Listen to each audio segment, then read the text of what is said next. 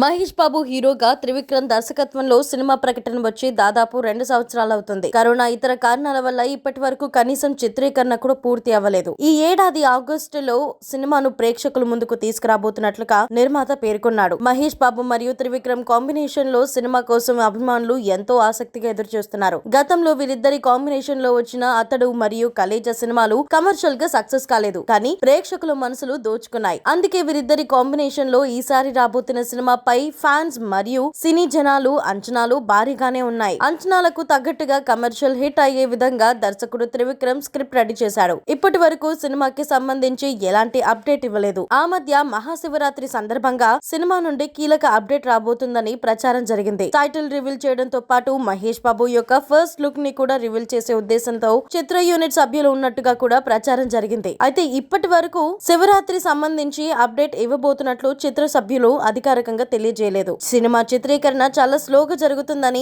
అభిమానులు విమర్శిస్తున్నారు. అంతేకాకుండా ఇప్పటి వరకు కనీసం టైటిల్ ని కూడా రివీల్ చేయకుండా ఫస్ట్ లుక్ విడుదల చేయకుండా అభిమానుల యొక్క సహనానికి పరీక్ష అన్నట్లుగా దర్శకుడు త్రివిక్రమ్ వ్యవహరిస్తున్నాడంటూ అభిమానులు ఫైర్ అవుతున్నారు. కనీసం ఉగాది వరకైనా మహేష్ బాబు యొక్క ఫస్ట్ లుక్ మరియు టైటిల్ ని దర్శకుడు త్రివిక్రమ్ చేస్తాడేమో చూడాలి.